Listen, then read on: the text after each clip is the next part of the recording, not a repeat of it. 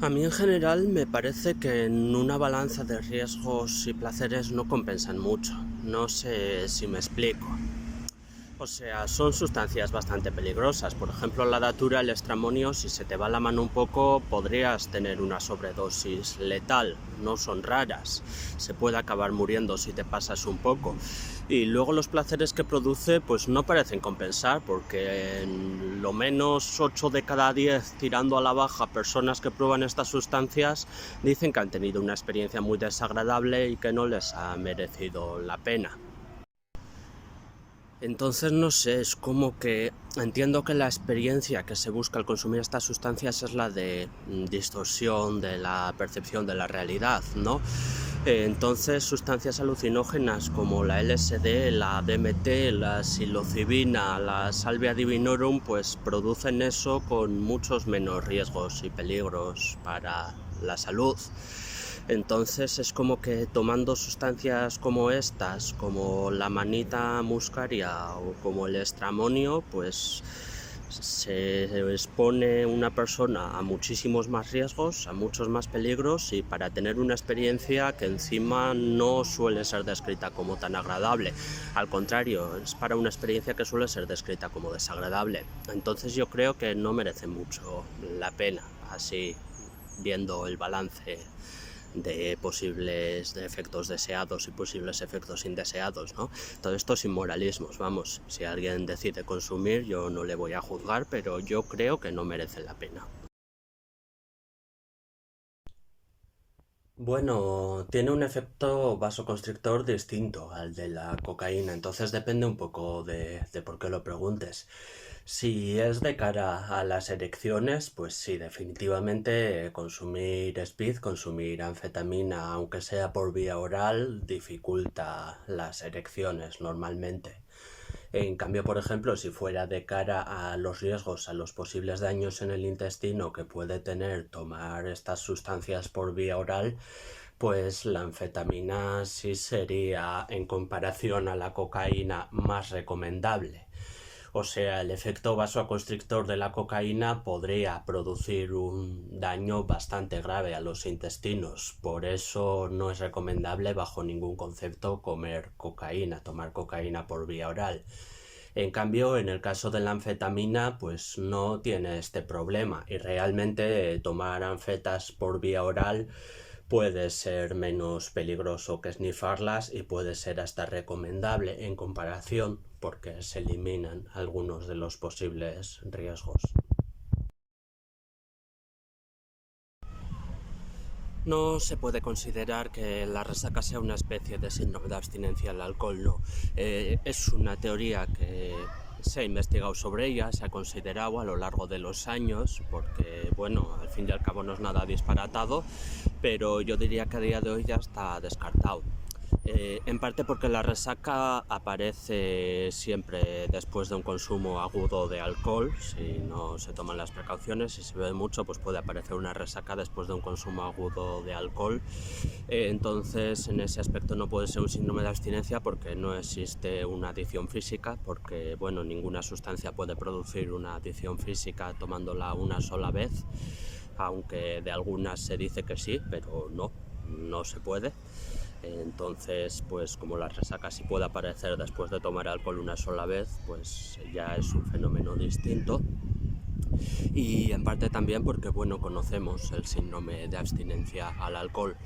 Ese solo aparece cuando se consumen cantidades ingentes de alcohol de forma continuada, y una vez aparece es uno de los más peligrosos de entre todas las drogas. Sí, probablemente bastante más peligroso que el de la heroína, por ejemplo. El síndrome de abstinencia al alcohol, de hecho, mata a cierto porcentaje bastante considerable de la gente que lo padece. Entonces yo diría que lo de sentirse mejor estando de resaca al tomar otra dosis de alcohol pues es simplemente por los efectos analgésicos que produce el alcohol en el momento.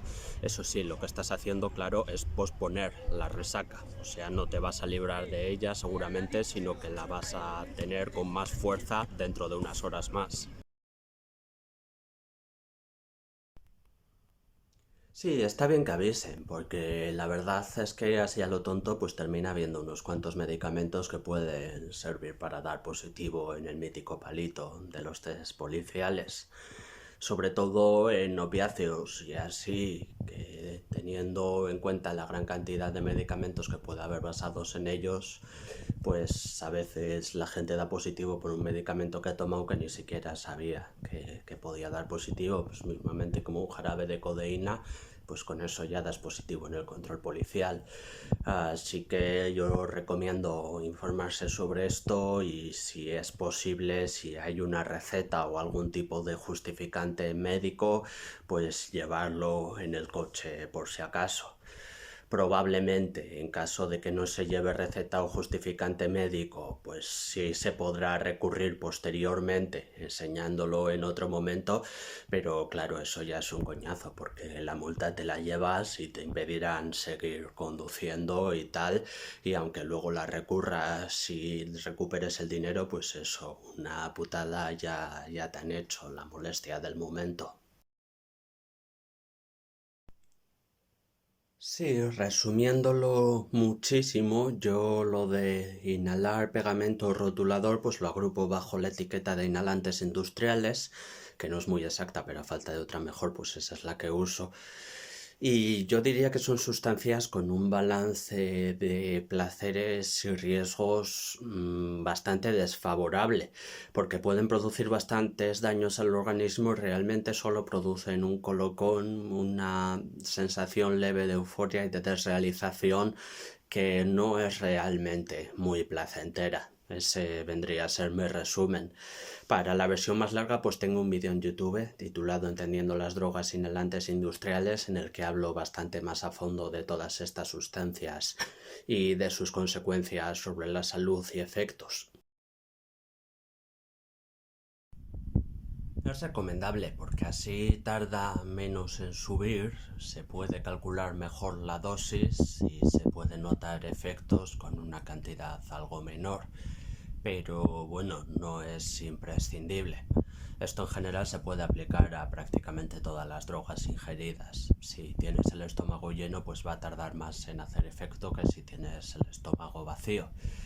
Pero vamos, que bueno, yo de hecho sé de gente que no le gusta, sencillamente. O sea, que dice, a mí no me gusta ayunar para comer setas alucinógenas, yo prefiero tener el estómago bien lleno y luego si eso, pues me como más setas para que me hagan los mismos efectos y tal, pero prefiero eso a tener el estómago vacío porque con el estómago vacío pues no me siento tan cómodo, no me siento tan bien y no disfruto tanto de los efectos.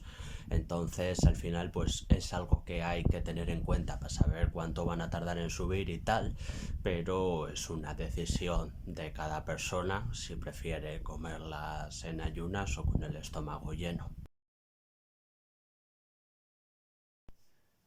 A ver, yo es que de primeras te diría que las sustancias alucinógenas tipo trufas y así, pues no me parecen muy recomendables para salir de fiesta.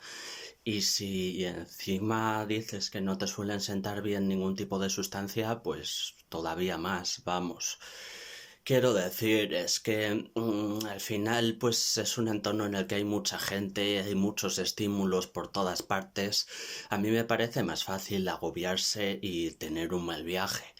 Estoy seguro de que hay experiencias de lo contrario, o sea, estoy seguro de que hay gente que ha tomado alucinógenos para salir de fiesta y se lo ha pasado la hostia de bien y ha tenido una experiencia buenísima, seguro que hasta por los comentarios aparece alguien que ha tenido una buena experiencia así, pero a mí la verdad es que no me parece muy adecuado. Yo creo que las sustancias alucinógenas, dados los peligros que tienen de tener un mal viaje o de hacer algo peligroso bajo sus efectos, pues seguramente son más adecuadas para que si alguien las quiere consumir, que lógicamente si alguien no las consume, pues todavía mejor para su salud, ¿no?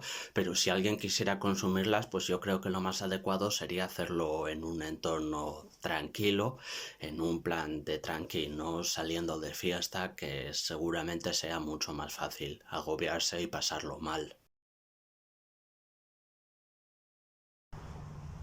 Pues lo que es el documental de Netflix no he visto. Antes que nada aclarar esto.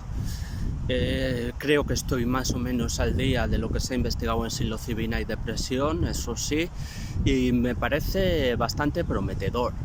Me parece injusto que antes de eso estuviera prohibida la psilocibina y no se pudiera investigar tanto, porque es bastante prometedor y creo que puede ayudar bastante a la gente.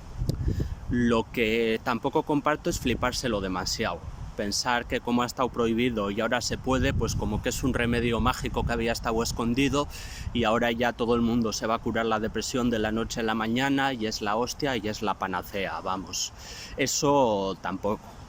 O sea, yo lo trataría con un optimismo un poco más moderado, como que es algo prometedor y que parece que está ayudando a la gente, pero vamos, tampoco pensar que es la solución mágica.